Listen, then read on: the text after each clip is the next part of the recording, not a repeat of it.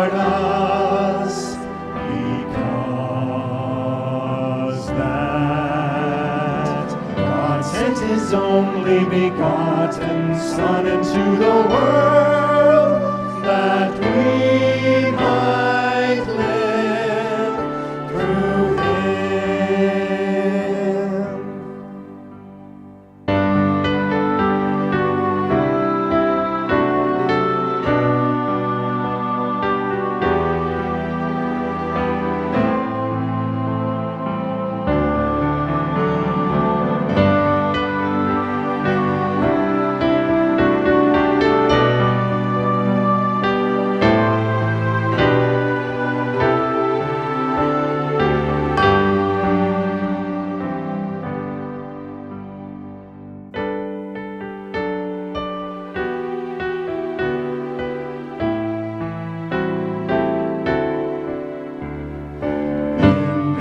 Manifested the love of God toward us, because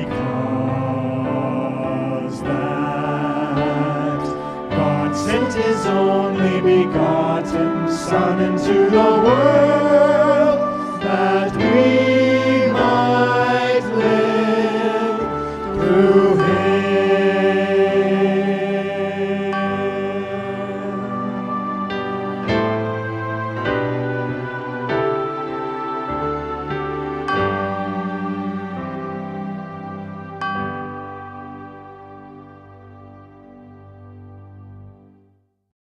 Olá, meus amigos, nós estamos aqui mais uma vez para estudar a Palavra de Deus, e esse estudo que nós vamos assistir hoje, ele vai falar sobre o plano de redenção que Deus fez com seu amado Filho antes da fundação do mundo, e vai nos contar um pouco acerca deste Deus maravilhoso e também deste plano maravilhoso que foi feito para salvar a raça humana. Então, prestem atenção, esse estudo é de vital importância. Que Deus abençoe a cada um.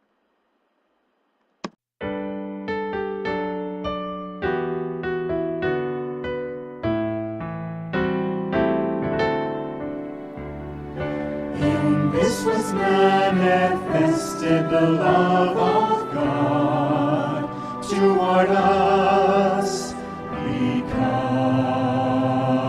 that God sent His only begotten Son into the world, that we might live through Him.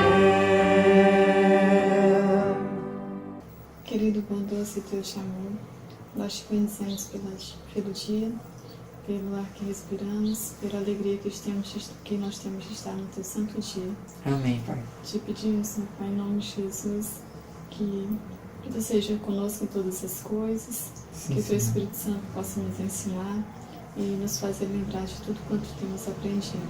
Amém. Assim nós pedimos estas coisas e muito te agradecemos mais uma vez em Cristo Jesus. Amém. Amém.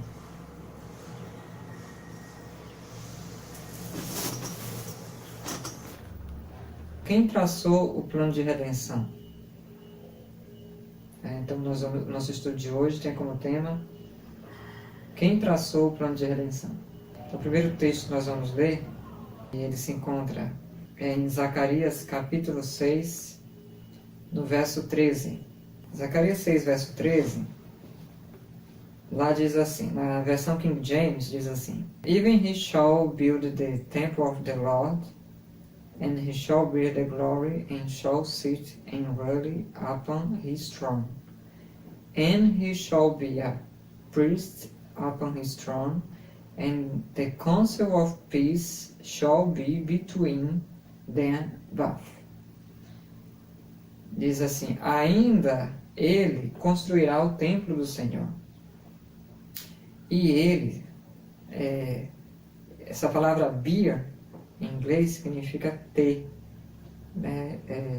Estar possuído de alguma coisa, né? Então, ele possui a glória. Diz que ele vai construir o templo do Senhor esse Senhor aqui que se refere é Jeová. Então, e ele vai possuir a glória, né? Ele vai levar a glória. E ele sentará e regrará. Her significa regrar. Regrará sobre o seu trono. E ele será um sacerdote sobre o seu trono. Nós sabemos que Jesus Cristo, ele que é o sacerdote, né? Ele é o sumo sacerdote. Então, ele estará sobre o trono. E diz a Bíblia, em Zacarias 6,13, e o conselho de paz haverá entre eles. Ambos. Entre eles, ambos. Na corrigida fiel, como é que diz lá? Como é que está escrito lá? Ele mesmo edificará o templo do Senhor, e levará a glória, e assentar-se-á, e dominará no seu trono, e será sacerdote no seu trono, e conselho de paz haverá entre ambos. A Bíblia, ela diz que haveria um sacerdote que dominaria sobre o seu trono, que ele assentar-se-ia no mesmo trono de Jeová, e ele edificaria o templo do Senhor. E nós sabemos que essa pessoa é Jesus Cristo. E diz que haveria um conselho de paz entre ambos, entre o Senhor e ele. Essa pessoa, esse ele, que nós já sabemos que é Cristo, entre eles haveria um conselho de paz. Bem, existem Bíblias que elas estão agora mudando esse texto, porque esse texto ele mostra para a gente que há um conselho de paz apenas entre duas pessoas. Só que eles colocaram assim, e haverá conselho de paz entre ambos os ofícios. Essa palavra, os ofícios, em algumas versões da Bíblia, ela foi acrescentada. Ela não existe nas melhores versões. Na versão utilizada pela irmã White dos Pioneiros, a King James Version, e nem na corrigida fiel, que é a melhor versão para o português. Então essa palavra, os ofícios, é para dar a ideia de que Jesus seria tanto sacerdote quanto rei, e que ele faria um conselho de paz entre ambos esses ofícios, o ofício de sacerdote e de rei. Mas não é isso que o texto diz no seu original. Diz que haverá conselho de paz entre o Senhor e o sacerdote. Tá certo? Então vamos ler o que está escrito no livro em Patriarcas e Profetas, na página 33. O Filho de Deus, o glorioso comandante do céu, ficou tocado de piedade pela raça decaída. Seu coração moveu-se de infinita compaixão ao erguerem-se diante dele os ais do mundo perdido. Quer dizer, Jesus Cristo, ele ficou tocado de piedade pela raça decaída. Quando os nossos primeiros pais pecaram, Jesus diz que ele ficou tocado de piedade. Entretanto, continua o texto, o amor divino havia concebido um plano pelo qual o homem poderia ser remido. Então, houve um plano que foi feito, não é verdade? Que plano foi esse? O plano da salvação foi estabelecido antes da criação da terra, pois Cristo é o Cordeiro morto desde a fundação do mundo. Apocalipse 13, verso 8. Foi contudo uma luta, mesmo para o Rei do Universo entregar seu Filho para morrer pela raça culposa. Mas Deus amou o mundo de tal maneira que deu seu Filho unigênito, para que todo aquele que nele crê não pereça, mas tenha vida eterna. João 3, verso 16, Patriarcas e Profetas, página 33. Esse texto ele é muito rico, porque ele vai nos dizer várias coisas. A primeira coisa que ele nos diz, e que está aí em negrito, é que o plano da salvação ele foi estabelecido antes da criação da terra. Quer dizer, não foi algo emergencial feito assim que o homem pecou. O homem, ao cair, Deus já sabia que ele cairia. Então foi feito um plano antes da criação da própria terra. Então, por isso que a Bíblia lá em Apocalipse 13:8 diz que Cristo é o Cordeiro que foi morto desde a fundação do mundo. Quer dizer, na verdade, a melhor tradução seria antes da fundação do mundo. Como ainda existem versões antigas da Bíblia que falam antes da fundação do mundo. Então, Cristo já se considerava morto antes da fundação do mundo. E a outra coisa importante que fala aqui, também está em negrito, é que diz que foi uma luta para o Rei do Universo entregar o seu filho para morrer. Foi uma luta. Às vezes as pessoas não pensam assim, como foi difícil isso. Não foi uma questão de dizer, eu vou ser o Pai, você vai ser o Filho, você vai ser o Espírito Santo, vamos decidir aqui qual de nós é que vai descer. Não foi assim. Não foi uma trindade que se reuniu e disse, olha, tu vai para a Terra, a partir do momento que você nascer na Terra, tu vai se chamar de filho. Como eles estão ensinando hoje. Mas aqui fala que o Pai de Jesus Cristo, ele é o Rei do Universo. E que ele entregou seu filho para morrer, mas não foi fácil para ele. Aqui diz que foi uma luta, certo? Para morrer pela raça culposa. Mas João 3,16 dá a resposta. Que o amor de Deus foi maior do que qualquer outra coisa. Ele amou o mundo de tal maneira que ele deu o seu Filho unigênito, o Rei do Universo.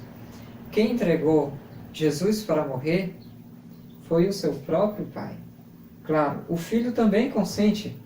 Ele também aceitou. Ele também aceitou. Mas não foi fácil. E o Pai, é bom a gente deixar claro aqui, a irmã White, inspirada por Deus, pelo próprio Deus, diz que ele é o Rei do Universo. E essa designação, ela não é dada a Cristo. Cristo, se ele é o Filho do Rei, ele é o quê? Ele é o Príncipe do Universo. O legítimo herdeiro de tudo que existe no Universo. O céu encheu-se de tristeza quando se compreendeu que o homem estava perdido. Que o mundo que Deus criara deveria encher-se de mortais condenados à miséria, enfermidade e morte, que é o que nós mortais estamos condenados, né? E não haveria um meio de livramento para o transgressor. A família inteira de Adão deveria morrer. Viu o adorável Jesus. A irmã White viu Jesus. Ela foi levada até aquele momento na história e ela diz que ela viu Jesus e contemplei uma expressão de simpatia e tristeza em seu rosto. Jesus, ele ficou triste. Eles já sabiam que o homem ia pecar, que haveria apostasia, mas viver aquele momento foi dolorido para ele. Dá uma situação aqui. Como nós somos mortais, nós sabemos que a nossa tendência aqui na Terra é chegar à morte. A gente não quer que ninguém morra, né? A gente sabe que um dia o meu pai ou a minha mãe pode morrer. Não é verdade? Ou que um irmão ou uma irmã pode morrer. A gente sabe que isso é algo suscetível de acontecer, porque nós somos mortais. No dia que isso ocorre, a gente fica triste. A gente fica muito triste. Então não é porque eu sei que algo vai ocorrer, que no dia que ocorrer eu não fique triste com aquilo. E Jesus ficou triste, mesmo sabendo que aquilo iria ocorrer. A lei de Deus quebrantada exigia a vida do pecador. Em todo o universo, não havia senão um ser que, em favor do homem, poderia satisfazer as suas reivindicações. Patriarcas e Profetas, ainda na página 33. Aqui quando diz assim, que a lei de Deus quebrantada exigia a vida do pecador. Quando Deus criou o homem, Deus estabeleceu uma lei. Deus deu uma ordem, né, para eles e eles não cumpriram. E Deus foi bem claro e disse que se eles desobedecessem, eles morreriam. Deus falou que eles morreriam e eles não morreram. Mas morreu um cordeiro para que eles fossem cobertos. Na verdade, eles morreram espiritualmente também, né? Ali eles morreram espiritualmente porque eles perderam uma coisa muito importante. Eles perderam a eternidade, né? Aquela glória também que cobria o corpo deles, ela foi perdida, tanto que eles notaram que eles estavam nus. E antes eles estavam nus, mas não notavam que estavam nus, né? E a gente sabe que aquele cordeiro que morreu, ele apontava para Cristo. Porque Deus foi bem claro, Deus disse que eles morreriam, né? Sim. Se eles pecassem. Então, em todo o universo, não havia senão um ser que, em favor do homem, poderia satisfazer as suas reivindicações. E quem era esse ser? Jesus Cristo. É bom a gente deixar bem claro aqui que quando a lei de Deus ela é quebrada, ela exige a vida do pecador. Significa que quando a lei de Deus foi quebrada, veio então, por consequência, a morte. A Bíblia diz em Romanos 6,23 que o salário do pecado é a morte. Então, a lei de Deus, ela exige a vida do pecador. Só que houve um substituto. Foi procurado para o homem um modo de escapar livre dessa condenação. E aqui diz que em todo o universo não havia senão um ser. Aqui fala que em todo o universo não tinha nem dois seres, só tinha um ser que em favor do homem poderia satisfazer as reivindicações que a lei de Deus quebrantada exigia. Então, somente um ser poderia satisfazer as reivindicações dessa lei, da lei de Deus. Então, um ser que poderia, somente um ser em todo o universo poderia substituir o homem. E esse ser é Jesus Cristo. Mas há pessoas hoje dizendo que o Espírito Santo poderia ter vindo morrer por nós. Como se o Espírito Santo fosse um ser distinto do Pai e do Filho, e ele também pudesse morrer por nós. Como se eles tivessem combinado. E a gente viu agora há pouco que foi Deus que enviou Jesus Cristo, e foi uma luta para ele, o Rei do Universo. Então, se em todo o universo somente Cristo poderia satisfazer essas reivindicações, não existe outro, existe? Visto que a lei divina é tão sagrada como o próprio Deus, unicamente um ser igual a Deus poderia fazer a expiação por sua transgressão. Mais um texto comprovando o que acabamos de falar. A lei divina, ela é tão sagrada como o próprio autor da lei, que é o próprio Deus. E por causa disso, unicamente um ser igual a Deus é que poderia fazer expiação por sua transgressão, pela transgressão dessa lei. Unicamente um ser igual a Deus. E a gente acabou de ver que em todo o universo só Cristo poderia fazer a expiação. Então só existe um ser igual a Deus, que é Cristo. Adão foi informado de que a vida de um anjo não podia pagar o seu débito. A lei de Jeová, o fundamento de seu governo no céu e na terra, era tão sagrada como ele próprio. E por esta razão, a vida de um anjo não podia ser aceita por Deus como sacrifício por sua transgressão. Sua lei é mais importante a seus olhos do que os santos anjos ao redor de seu trono. O Pai não podia abolir nem mudar o preceito de sua lei para socorrer o homem em sua condição perdida. Mas o Filho de Deus, que em associação com o Pai criara o homem, podia fazer pelo homem uma expiação aceitável a Deus, dando sua vida em sacrifício e enfrentando a ira de seu Pai. Os anjos informaram Adão que, como sua transgressão tinha produzido morte e infelicidade, vida e imortalidade seriam produzidas mediante o sacrifício de Jesus Cristo. História da redenção, página 46, 48. Até a 48, né? Então o que vemos aqui? Que Adão ele foi informado através dos anjos de que a vida de um anjo não podia pagar o seu débito. O débito da lei transgredida. E aqui fala, a lei de Jeová era tão sagrada como ele próprio. Então o Rei do Universo, o Deus que estabeleceu a lei, ele tem um nome. O nome dele é Jeová. Sim. Por isso a irmã White pode escrever a lei de Jeová. E por que muitas pessoas não falam o nome de Deus? Por que não é ensinado hoje acerca do nome? É falado muito sobre a lei de Deus, mas quase ninguém fala que o nome do Deus que deu esta lei é Jeová. E a lei de Jeová, ela é tão sagrada como ele próprio.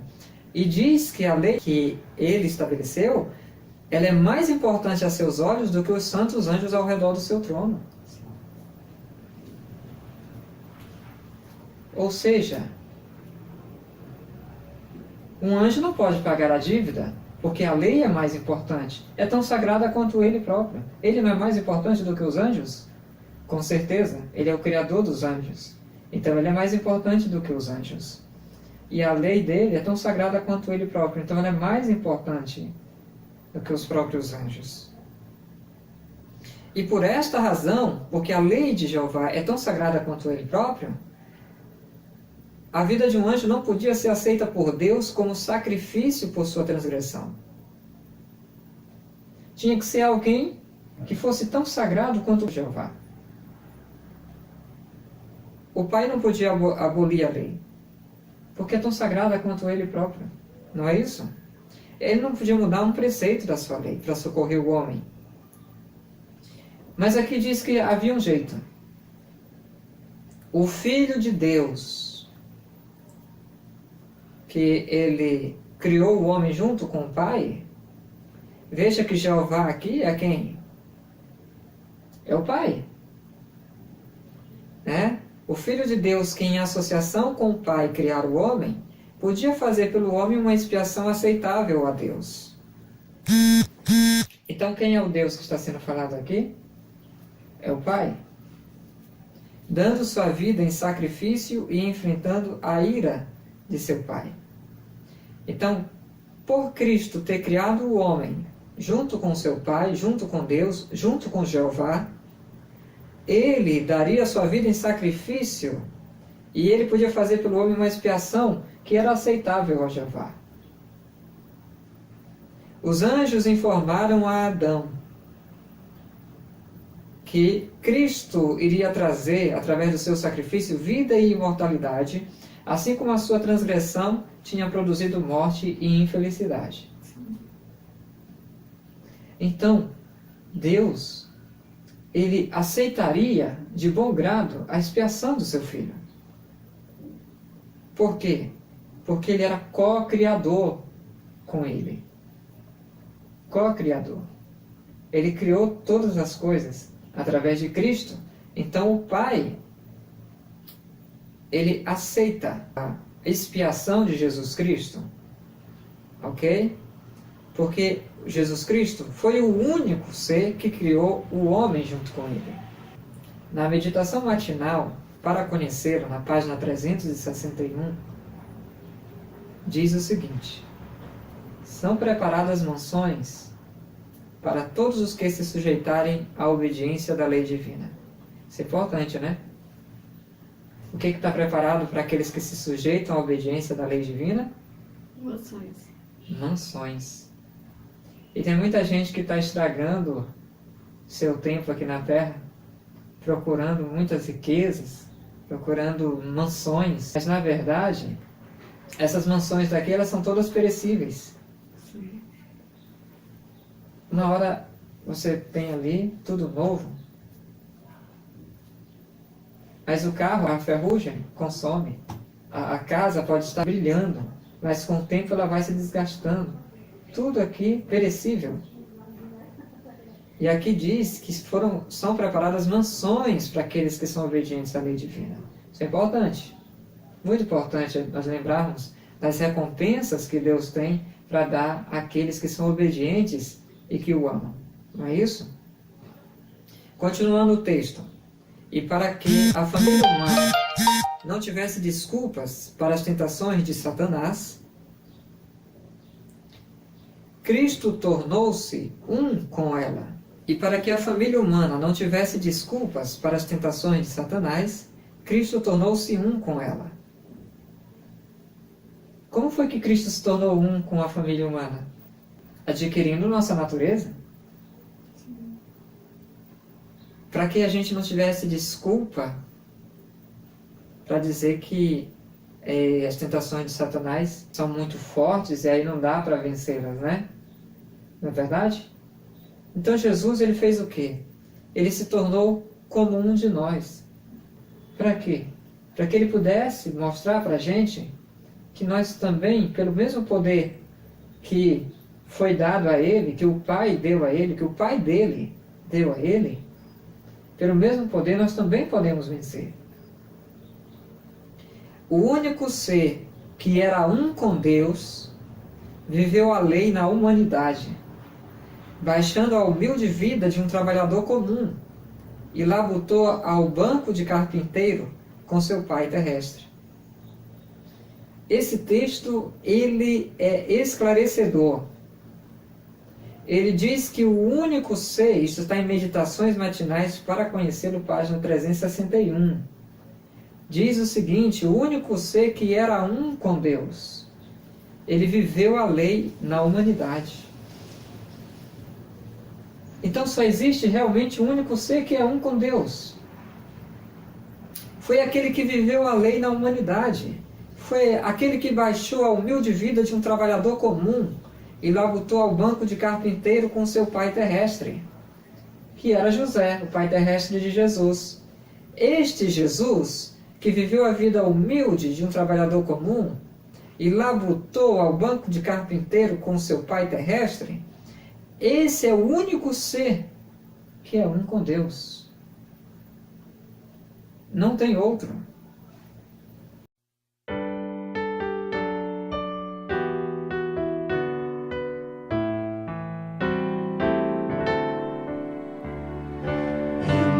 Was manifested the love of God toward us, because that God sent His only begotten Son into the world, that we might live through Him.